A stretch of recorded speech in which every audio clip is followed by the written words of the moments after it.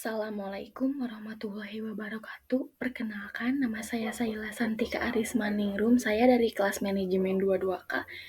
Ini tugas individu saya. Selamat menyaksikan.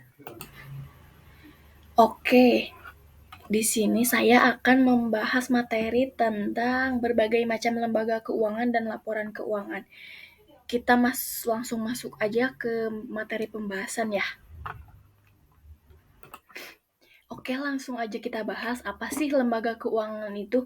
Lembaga keuangan adalah lembaga yang menyediakan jasa di bidang keuangan dan memiliki fungsi sebagai perantara dari pasar uang dan pemilik modal yang bertanggung jawab menyalurkan dana dari para investor untuk perusahaan yang memerlukan suntikan dana. Berikut adalah beberapa jenis lembaga keuangan yang ada di bank. 1. Kredit union. Yang kedua, aset manajemen, pialang saham, building security, pergadaian, koperasi, simpan pinjam, pasar modal, pasar uang, perusahaan modal ventura, perusahaan asuransi, perusahaan sewa guna usaha perusahaan anjak piutang. Kita lanjut ke materi selanjutnya. Lembaga keuangan di Indonesia itu terbagi menjadi dua, yaitu lembaga keuangan bank dan lembaga keuangan non-bank. Semua lembaga yang beroperasi dalam sektor keuangan memiliki peran penting serta memanfaat untuk perekonomian dan masyarakat secara luas.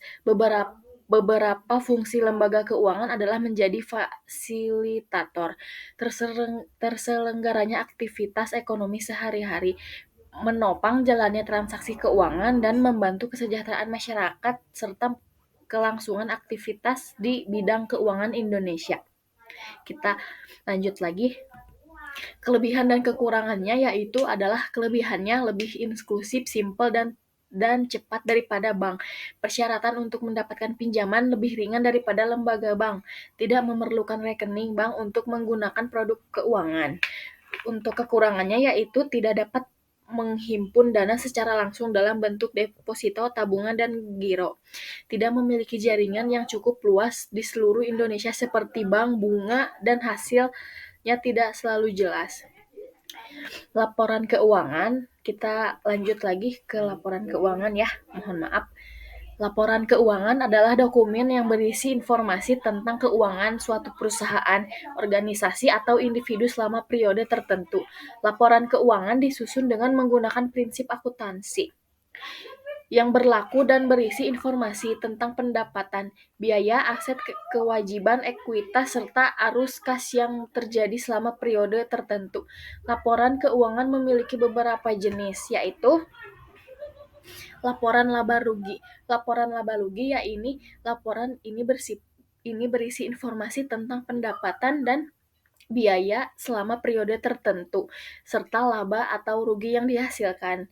Neraca adalah laporan ini berisi informasi tentang aset, kewajiban, dan ekuitas suatu perusahaan pada akhir periode tertentu. Laporan arus kas. Laporan ini berisi informasi tentang arus kas masuk dan keluar suatu perusahaan selama periode tertentu. Laporan perubahan ekuitas adalah laporan ini berisi informasi tentang perubahan ekuitas suatu perusahaan selama periode tertentu. Catatan atas laporan keuangan. Pelaporan ini berisi informasi tambahan yang mendukung laporan keuangan utama seperti kebijakan akuntansi yang digunakan, risiko dan ketidaksepakatan, serta informasi tentang transaksi yang tidak terlihat dalam laporan keuangan utama. Kita lanjut lagi. Laporan keuangan sangat penting bagi perusahaan karena dapat digunakan untuk mengukur kinerja keuangan, mengevaluasi risiko, dan membuat keputusan bisnis yang tepat. Selain itu, laporan keuangan juga digunakan oleh pihak eksternal dari investor, kreditor, dan pemerintah untuk menilai kesehatan dan keuangan suatu perusahaan. Kita next lagi.